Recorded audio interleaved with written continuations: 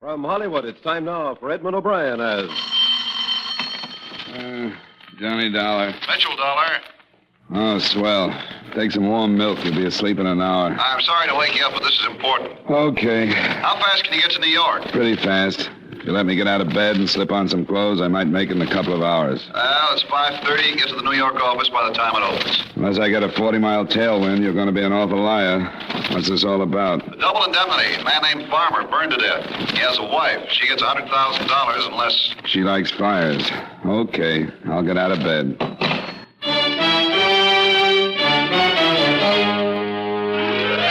Edmund O'Brien in another adventure of the man with the action-packed expense account, America's fabulous freelance insurance investigator. Yours truly, Johnny Dollar.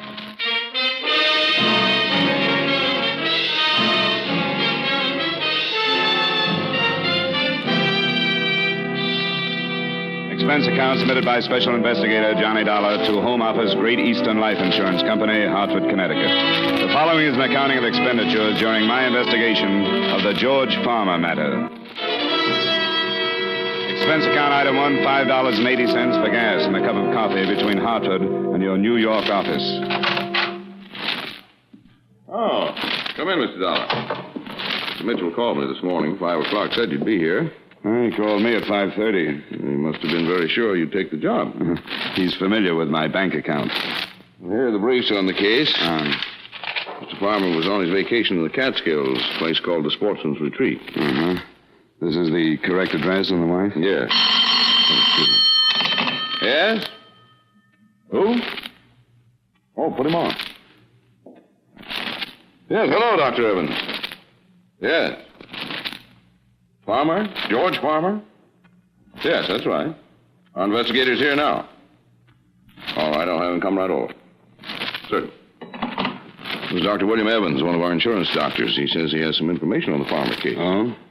He was the one that okayed Farmer for the policy. He's in the Equitable building. You better go on over. He says it's rather important.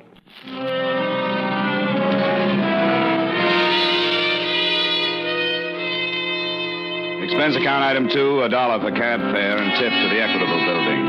You may ask why I didn't use my car, in which case I may ask if you've ever been absurd enough to wheel your own car through early morning New York traffic. As my cab pulled up at the entrance of the Equitable building, I spotted a large crowd, several police cars, and an ambulance. All right, just keep it back. Okay, you. Where do you think you're going? What happened? Some guy jumped 8 floors. A Dr. Evans? I don't know. What makes you think it was this doctor? I haven't had an easy case in 2 years. What did you bet his name's Evans? Hey, Jake, any identification? Yeah, some doctor works the building. Name's Evans. Be glad you're not a betting man, Sergeant. Wait just a minute, Joe. Sure. Hey, Jake, come here.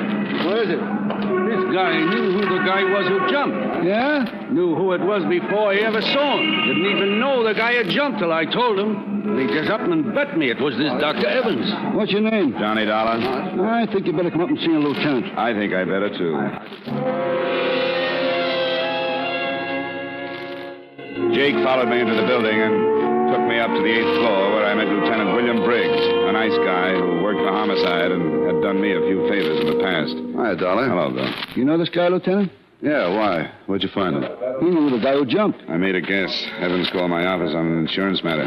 Who pushed him? What makes you think he was pushed? Why call me, then take an 8-floor dive? I don't know. You got any ideas? Anybody see him jump? A couple of people. He came out of the window feet first. They didn't see anybody give him a hand. Well, let me know if you find anybody who might have, huh? I'd appreciate the information. I'd appreciate some, too.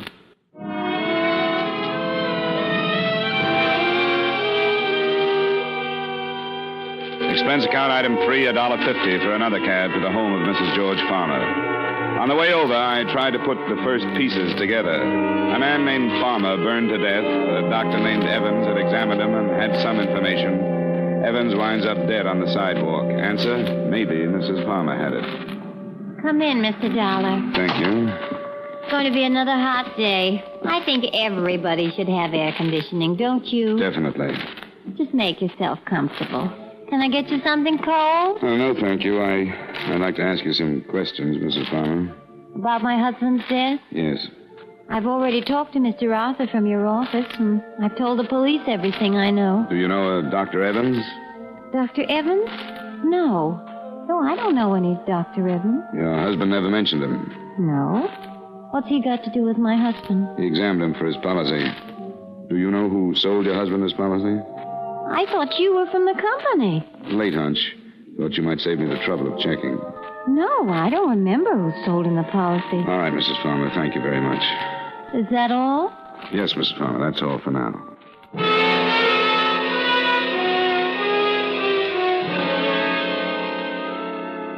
Expense account item 4, $1.15 for another cab back to the offices of Great Eastern Insurance, where I looked up the name of the agent who sold Farmer his policy.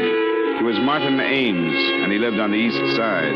Item 5, 10 cents by subway to the east side. Not conscience-stricken, just tired of cabs. Yes, what is it? I'm looking for Martin Ames.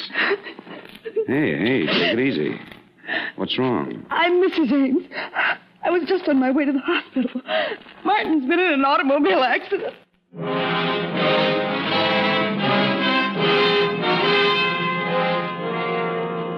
Expense account item 6, $8 for a cab. Fast and necessary. $3 for the necessary, $5 for the tip to make it fast. Nurse? Yes? I'm Mrs. Ames. I was told my husband... Oh, yes, Mrs. Ames, if you'll just have a seat. Who's in charge of the case? Dr. Gerson, I'll call him. But I want to see my husband. Can't I see him? You'll have to see Dr. Gerson first. But I want to know how serious it is. I should be with my husband if it's If serious. you'll just be patient for a moment, I'll get Dr. Tully. Come on, Mrs. Ames. Let's sit down over here. Come on. Now, just try and take it easy. Everything's going to be all right, believe me. Dr. Gerson, third floor reception. Dr. Gerson, third floor reception, please. Hello, darling. Ah, hello, Bill. Dr. Gerson. No, this is Lieutenant Briggs, Mrs. Ames. Police officer. Just a friend. Nothing about my husband. No, Dr. Gerson's the man you want to see. Can I talk with you, darling? Yeah, sure. You'll excuse me, Mrs. Ames? Yes, of course. You'll be all right? I'll be all right. Okay, Lieutenant. Yeah, this is far enough. About her husband? Yeah. Died 5 minutes ago. Accident? Hit and run. Before he died, he told us a car ran him off the road. He went down a 20-foot embankment and right into a cement retaining wall. Wall stopped him from going any further, but it broke his neck. Any lead on the other car? Lonely stretch of road. No one else saw it, and it happened too fast for Ames to see much.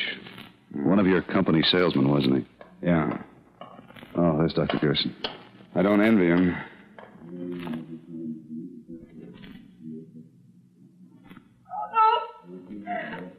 Oh, dear God, no. Come on, Briggs. This is turning into a rotten mess.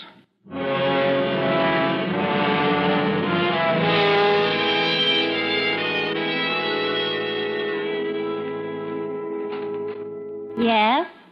Oh, Good afternoon, Mrs. Farmer. This is Lieutenant Briggs. more questions? Afraid so. Come in. Sit down. Thank you.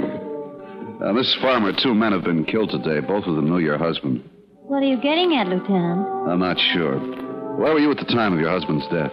Right here. Right in this apartment. Why didn't you go with him to the Catskills? 'Cause I didn't feel like it this year. He's been going to Catskills every year for the past 15 years, and I was getting tired of it. Are you trying to imply that my husband's death was not an accident? We're just trying to find out why 2 men were killed. What have these 2 men got to do with my husband? Who are they? One was the doctor I mentioned this morning. I told you I never heard of him. The other was the insurance man who sold your husband his policy. I don't know anything about him. I never met him. Your husband started the fire by smoking in bed and then falling asleep. I guess so. How would I know? Was he in the habit of doing that? We've done it once or twice over a period of 15 years. Mr. Dollar, it seems to me your company is trying its best to get out of paying the money that's due to me. We're always allowed a certain time for an investigation. A representative from your company went up to the lodge and made an investigation. What more do you want? You were here in town at the time of your husband's death? Yes, and I can prove it.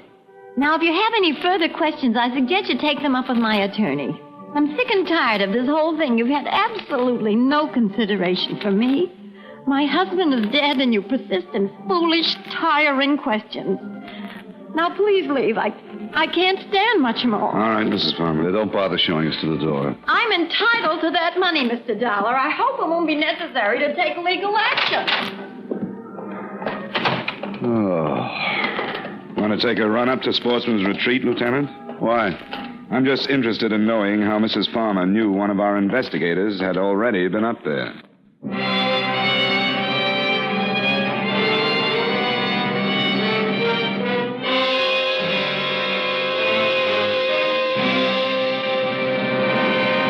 We will return you to the second act of yours truly, Johnny Dollar, in just a moment. Now, with our star, Edmund O'Brien, we return you to the second act of yours truly, Johnny Dollar.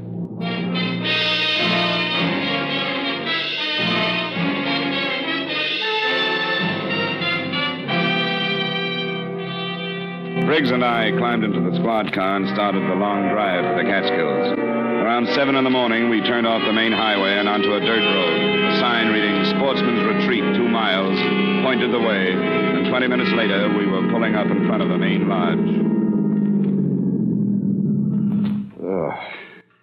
I got a stiff neck.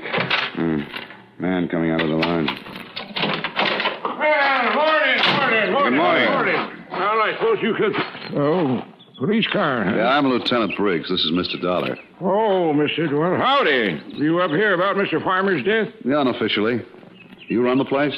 Well, yes, I'm the foreman. Name's Pop Sloan. Everybody just calls me Pop.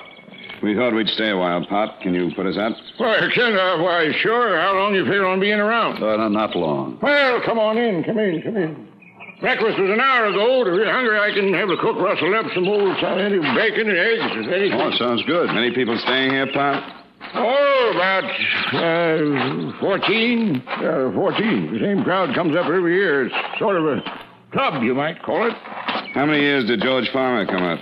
Oh, about the last 12, 15 years, I guess. Who owns the place? Mr. Phillips. He ain't here now. He phoned and said he'd be in sometime this afternoon. Say, how come you fellas are interested in Mr. Farmer's death? We had the sheriff investigate. Some insurance fellow was up here for 3 days. You're a little late, ain't you? Well, a few things we haven't cleared up, Pop. Sure appreciate some help. Well, yeah, I'll give you all the help I can. I'll go get some breakfast for you, and then we can gab a while, Pop went back to the kitchen, and we relaxed in a couple of big leather chairs in front of a large window that looked out on a row of cabins. Well, that last cabin must have been Farmer's. Yeah, nothing much left of it.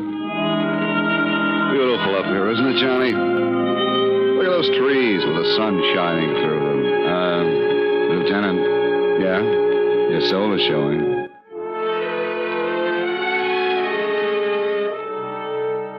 It was beautiful, all right. The cabin stood in a clearing, fronted by well-kept paths and backed by tall trees.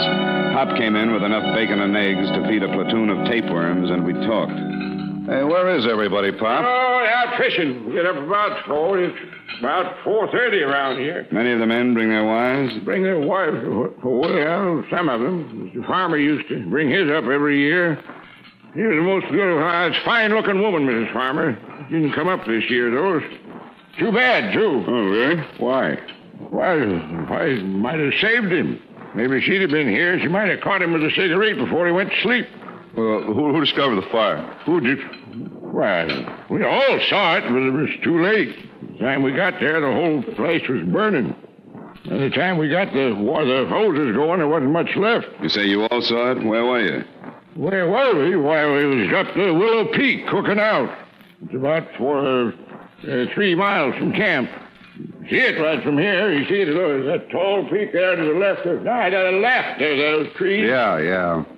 How come Farmer didn't go along? Oh, he never went on many hikes. He had trouble with his legs. Anyone stay here in the camp besides Farmer? No, everybody was up at Willow Peak. Who examined the body?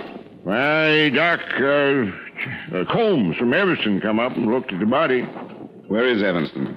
Well, Evanston is about 50 miles east. But if you want to talk to the doc, you'll have to wait until he comes in from fishing. He's up here now? Yeah, he come up last night. He's going to stay a week fishing. Huh? Well, good morning, Mr. Phillips. Didn't you Expect you this afternoon. This is Mr. Phillips, the owner. How are you? Hello. Some more police fellows, Mr. Phillips. Oh, about Mr. Farmer's death? Johnny Dollar. Yeah, I'm an insurance investigator. This is Lieutenant Briggs. He's the policeman. Well, I thought you both... I've got some bags in the car, Pop. Would you get them, please? Would you get them? Well, yeah, sure. We just wanted to ask you a couple of questions, Mr. Phillips. Oh, I thought the authorities were satisfied. Where were you when the accident occurred, Mr. Phillips? Well, I was on my way here from the city. I arrived about an hour later. You live in the city? I have a house there. I divide my time between there and the lodge. Tell us something about Farmer, Mr. Phillips. What kind of a man was he? You fellas want any more breakfast? No, thanks, Bob. Go ahead, Mr. Phillips. Well, there really isn't much to tell. Farmer was a nice sort of guy, quiet. Do you have any trouble with him smoking in bed before? Several times. Nearly started a fire 2 years ago. Wouldn't that make you watch him a little more closely? His wife came up with him every year, but this one, she was usually near enough to prevent any trouble. Isn't your company satisfied, Mr. Dollar? Routine. How long did Farmer usually stay here? Oh, a week, 10 days. However long his vacation lasted. He was in the advertising business, wasn't he? Yeah, I believe so. How much did it cost him to come up here every year? Oh, anywhere from $200 to $300. He was tight as the devil, known for it. This was the only luxury he allowed himself. He'd tell everyone he'd save all year just to come up here and relax for a week. Lieutenant, Mr. Dollar, here comes Doc Holmes. What's it got to limit? You interested in talking to the doctor? Yeah, Pop tells us he was the one who examined the body. What did you get, Doc? Hi, Pop. Got my limit. Well, good for you. Come on over here. Couple of fellas want to talk to you. Well, how are you, Phil? Pop said you weren't due in till this afternoon. I'm fine, Doc. This is Lieutenant Briggs and Mr. Dollar. How are you, Doctor? Police? Him. The other's an insurance investigator. I want to ask you a few questions. Clear up a few things about George Farmer getting burned to death. All right. Thanks, Pop. What happened? Hey, How about having a cook clean up those fish, Pop? The fish? Well, all right, sure. I don't think I could tell you much more than I've already told the sheriff. Did you know George Farmer prior to his death? Yes. Over a period of, 10 years. Did you identify the body? Well, not at first. It was pretty badly burned. Not at first? Well, how were you able to identify it later? Well, when they told me that George had a broken wrist, I found the broken section of bone and identified it. Broken wrist? Yes, Mr. Dollar. When George arrived, his lower arm was in a cast. He told us that he'd broken his wrist the week before. What day did he arrive? Tuesday of last week. Which wrist was broken? The right one. Would you say he could move his fingers well enough to write? Depends on how recent the accident. What are you getting at, Dollar? Do either of you know where Farmer had his wrist treated? No. Dollar, would you mind letting me know? Briggs, can you call the precinct and have a man check and find out where Farmer had that wrist treated? Sure, but I don't see why... George Farmer had to sign that insurance policy, didn't he? Well, he could have done it with his left hand. Go find out when he broke that wrist. And I think I can show you that George Farmer was murdered. Murdered?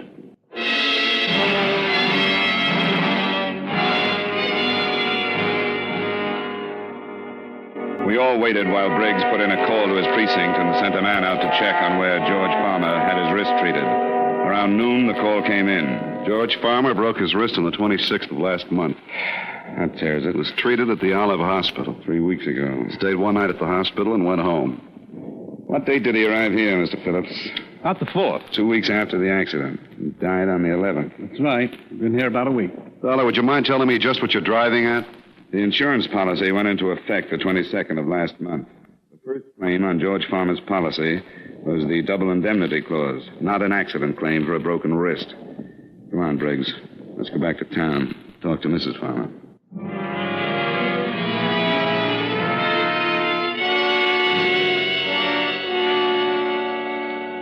All right, what is it this time? We'd better talk about it inside. I promise you, Mr. Dollar, if you continue... We're coming in. Why? Well, all right. We think your husband was murdered. Murdered? That's ridiculous. We feel that you were an accomplice, Mrs. Farmer. Are you serious? Very. We just had the lab make a check on the insurance policy. The signature and the fingerprints were from the right hand. Of course they were. So your husband didn't have a broken wrist at the time? No, we did that sometime later. Would you swear it's his signature on the policy? Of course it's his signature. I went to the doctor with him. I thought you said you didn't know Dr. Evans. I don't. He was the insurance doctor. Well, I'd never seen him before or since. How could you expect me to remember Your husband didn't turn in a claim for his broken wrist? That was his business, wasn't it? Don't you think it's rather strange to take out an accident policy and not turn in a claim on your first accident? I don't know. I didn't bother with my husband's affairs. Is this your husband's driver's license? Yes, where did you get that? Motor Vehicle Department. The signature on his license is not the same as the one on the insurance policy. What do you mean? He means that the signature on the policy is a very clever forgery. Who forged it, Mrs. Farmer? I don't know what you're talking about. Who went to that doctor's office representing your husband? No one. Why in the world would anyone do that? Why would someone represent my husband? For a $100,000 insurance claim. That's awful. Get out of here. That's not true. I'll sue you for saying that. Your husband wouldn't take out a large policy on himself, so with someone's help, you took one out for him and planned his death. Who was in on it with you? Who killed your husband up at the lodge? Get out! Get out! It had to be someone at the lodge who knew what cabin he was in. No! The insurance salesman and the doctor were both killed because they could identify the man who took out the policy as not being your husband. No! Your husband was going to take this trip, so you planned his death and stayed home for an alibi. A man killed the doctor and the insurance agent. Someone strong enough to run a car off the road and lift an unconscious man out of a window feet first. Who killed him, Mrs. Farmer? I did. Bill! Good evening, Mr. Phillips. Why did you come out? Why didn't you stay in the other room? They'd have worn you down sooner or later. The car's in the back. Hurry up. You did some fast driving. Left the lodge right after you did. Go on, Lorna. All right. Stay right where you are, Mrs. Farmer. I don't think you're in any position to be giving orders, Lieutenant. Sure he is. We expected you. Told you where we were going, gave you enough time to get here. And what are you going to do about it? Take you. Bill! Forgetting my gun. You're forgetting ours. Think you can shoot both of us before we get them out? I can try. Then try. Bill, no! Get out of the way!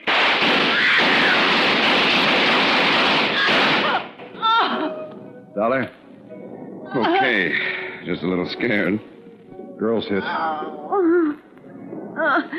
Phillips is pretty dead. Mrs. Farmer? Yes. I got an ambulance. You want to tell me about it? Oh, all right. Don't make any difference now. Phillips killed your husband and the other two men? Yeah. We fell in love 3 summers ago. But he planned it. The whole thing was his idea. Sure, I know. The state is pretty narrow-minded about those things, honey. A guy like that gets ideas and gets dead for it. If you like his ideas, you just have to get into some kind of trouble along the way.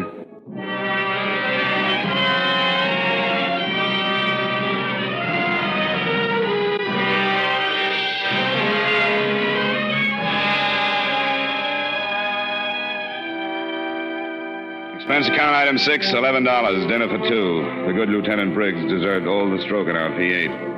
Item 7, $5.10 for gas back to Hartford. Expense account total, $33.65. Remarks? Mrs. Farmer will probably get second degree for complicity. Great Eastern can cancel payment in accordance with the specifications set forth in said policy. Additional item, 12 hours good solid sleep for yours truly, Johnny Dollar.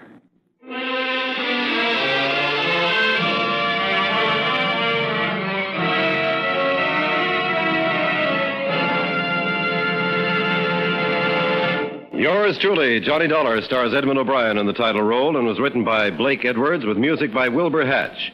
Featured in tonight's cast were Hy Averback, John McIntyre, Herb Butterfield, Harry Lang, Jeanette Nolan, and Virginia Gregg. Yours truly, Johnny Dollar, is produced and directed by Jaime Del Valle. This is Dick Cutting inviting you to join us next week at this time when Edmund O'Brien returns as Yours truly, Johnny Dollar.